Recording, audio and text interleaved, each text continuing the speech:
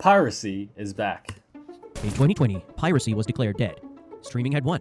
Netflix was $8.99 a month. Everything was there. No torrents, no sketchy websites, no malware, just click and watch. But by 2024, something impossible happened. Piracy websites' visits exploded to 216 billion, higher than before Netflix even existed. The companies that killed piracy brought it back from the dead, and they did it by betraying every single principle that made them successful. Now, 76% of young people pirate content while still paying for subscriptions.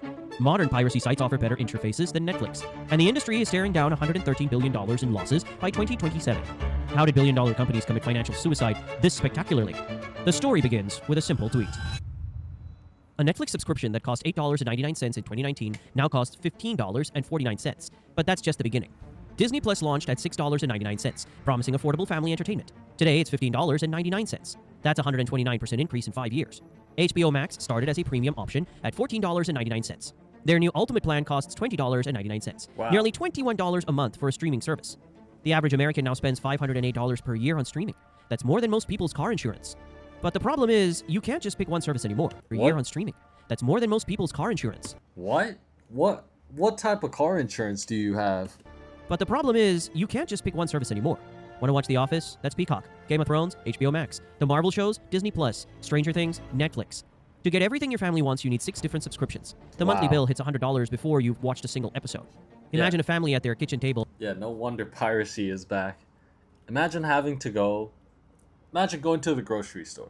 You have to go to different one for each ingredient. And you have to, let me think, like chicken Alfredo? Every ingredient, you got to go to a different supermarket that's still overpriced and spread out. You'd rather get it from the black market. Some guy selling chicken Alfredo kits at the corner of the store, and it's extremely cheap. That's my analogy of piracy. Calculator out, trying to figure out how to afford entertainment for their kids. What? Dad's scrolling through subscription prices, mom's adding up the monthly costs. The kids are asking why they can't watch the shows their friends are talking about. This is the moment streaming died.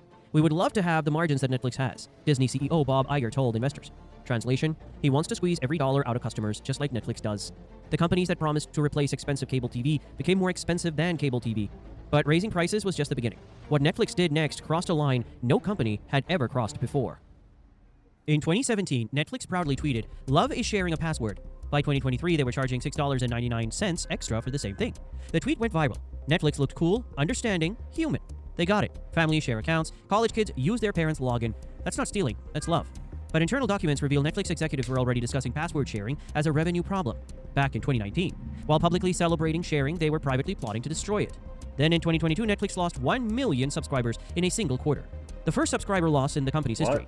Panic set in. Stock prices collapsed. Investors demanded blood. What was Netflix's solution, you ask? The answer is they betrayed their own customers. They claimed 100 million households were stealing through password sharing. The same behavior they'd celebrated with heart emojis and retweets was suddenly theft. The crackdown launched in 2023. If you tried to log in from a different location, Netflix demanded proof you lived there. College students got locked out of their family accounts. Parents traveling for work couldn't access their own subscriptions. Want to share with your college-age kid? That'll be $6.99 extra per month.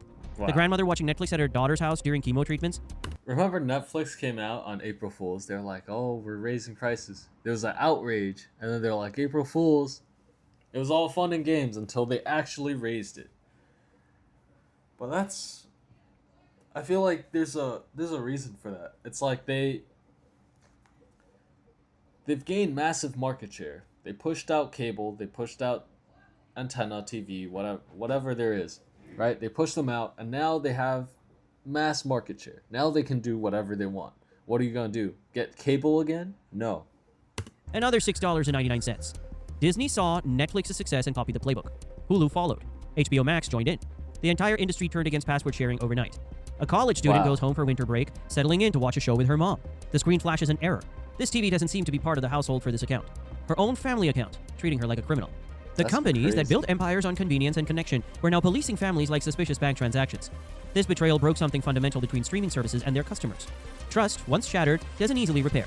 But destroying customer relationships was just the warm-up act. What HBO did next shocked even industry leaders. The company spent millions creating Westworld, won Emmy nominations for it, then deleted it from their own platform to avoid paying royalties. Westworld cost HBO $10 million per episode, 4 seasons, critical acclaim, awards buzz, a flagship series that defined the network's prestige brand. Then Warner Bros. Discovery deleted it, gone, vanished, like it never existed. The reason? avoiding residual payments to the cast and crew. HBO would rather erase their own masterpiece than pay the people who created it. But Westworld was just the beginning of the content apocalypse. In February 2025, HBO Max removed 80 shows in a single day. Subscribers woke up to find their watch lists gutted. Cartoon Network classics disappeared overnight too. Shows that defined childhoods deleted to cut costs. Parents trying to share nostalgic cartoons with their kids found empty pages where beloved series used to be. The strategy they deployed is called content impairment. Remove shows from your platform, claim them as business losses, and get tax write-offs. Destroy art to save money. Even Disney joined the content destruction party. Shows vanished from Disney Plus without explanation. Series that families have been watching together simply disappeared mid-season. We continue to aggressively manage our cost base, Disney executives told investors. Translation, we'll delete anything that costs us a penny in residuals. A father and his 8-year-old son are halfway through a cartoon series. Tuesday night, family movie time. They pull up Disney Plus, and nothing. Just an empty slot where their shared experience used to be. The boy asks, "Dad, where did our show go?" And the dad has no answer, because companies decided his son's entertainment was worth less than their quarterly profit margins. This is the madness of content destruction. Companies spending millions to create shows, then spending more money to erase them. While streaming services deleted their own content and charged families for sharing, something interesting was happening in the darker corners of the internet. Modern piracy sites offer Netflix-like interfaces, instant streaming, no ads, and never remove content. Everything streaming services used to promise. Gone are the days of sketchy torrent sites loaded with malware and pop-ups. Today's piracy platforms look like professionally designed streaming services. Sites like YTS and 1337X feature clean, minimalist designs, sleek search bars, movie posters and perfect grids, user ratings and reviews, mobile responsive layouts that work flawlessly on phones and tablets. Click on any movie and it starts streaming instantly. No technical knowledge required, just like Netflix, but with every movie ever made. The search actually works. Type in any show and find it immediately. Piracy sites don't have geographic restrictions. Every show from every country available everywhere. No, this content is not available in your region nonsense. No VPN required. The content never disappears. That childhood cartoon HBO deleted, still there. The cancelled series Netflix removed, available in full. Piracy sites became the internet's permanent library, while legal services turned into revolving doors. Here's what's even more amazing. Illegal sites offer better customer service than legal ones. What? Let's say you want to watch a specific movie. On Netflix search, not found. Check other apps, still not available. Maybe try Amazon Prime for $4.99 rental. On a piracy site, search, click, watch. In HD, for free, instantly. No subscription management, no password sharing restrictions, no surprise price increases, no content vanishing mid-season. The pirates kept every promise streaming services broke. While streaming executives focused on quarterly profits and password crackdowns, pirates focused on user experience. Guess which approach customers preferred?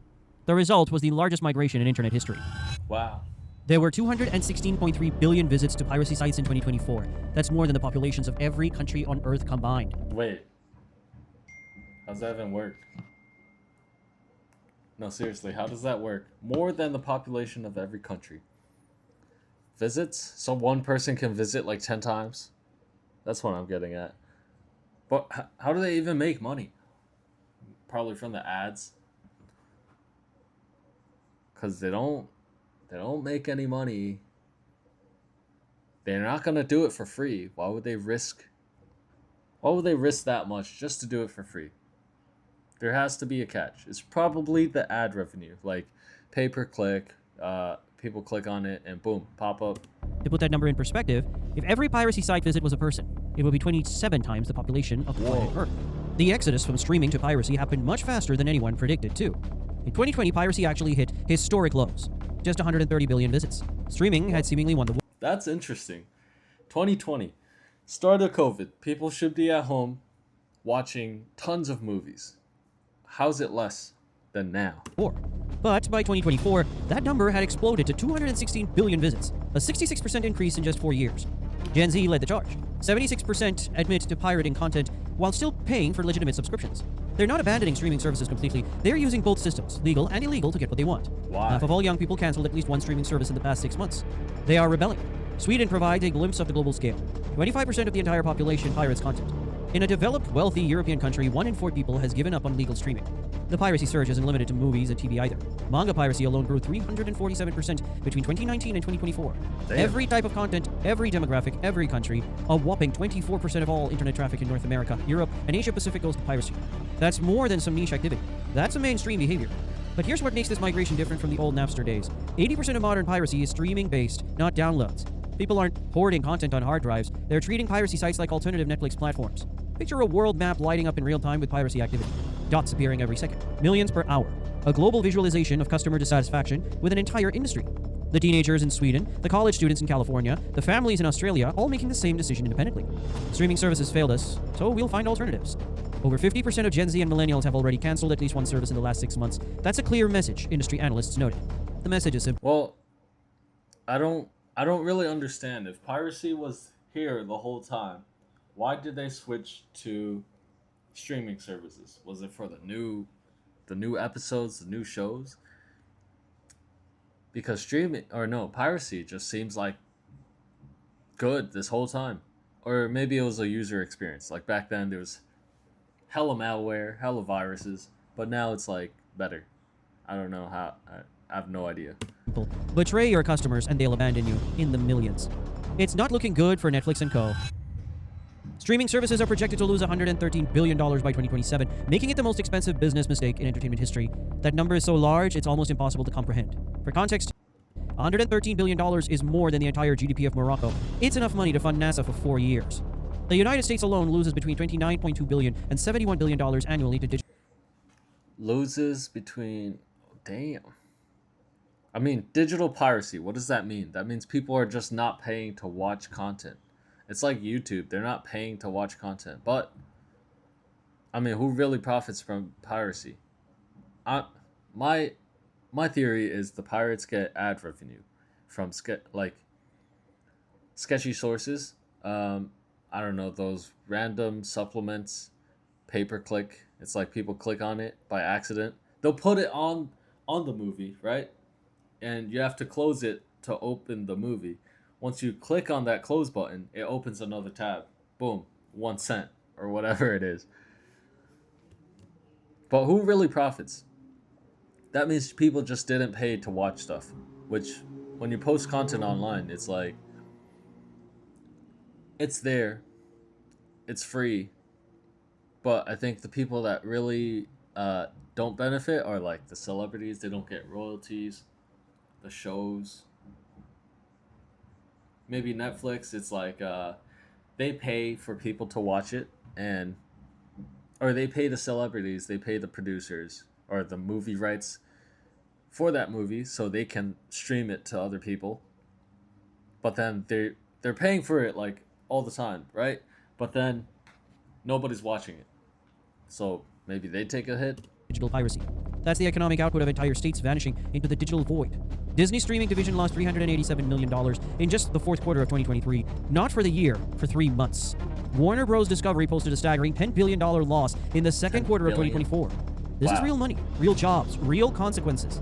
Piracy resurgence costs 70,000 American jobs every year. Sound engineers, editors, writers, production assistants, entire careers erased because customers... That's where it comes from. ...fled to illegal alternatives. Stock prices tell the story of investor panic. Disney shares dropped after subscriber losses. Warner Bros. Discovery became a cautionary tale of corporate mismanagement. Netflix's stock remains volatile as growth stagnates. Imagine the boardroom at Disney headquarters. Executives in expensive suits staring at quarterly reports showing their first subscriber decline ever. Charts and graphs painting a picture of corporate failure. Bob Iger realizing his price increase strategy has backfired catastrophically. The same scene is played out at Warner Bros. Discovery, HBO, Paramount, and every other streaming company. Executives who thought customers had nowhere else to go are discovering that customers always have somewhere else to go. While there is some optimism that emerging countermeasures and best practices may see piracy begin to plateau by 2027, there is no consensus among stakeholders as to when it may begin to decline, admitted Steve Hawley, a Parks Associates analyst. Translation: the industry has no idea how to fix this mess. The Titanic comparison writes itself. Streaming executives convinced of their own unsinkability steered directly into the iceberg of customer rebellion.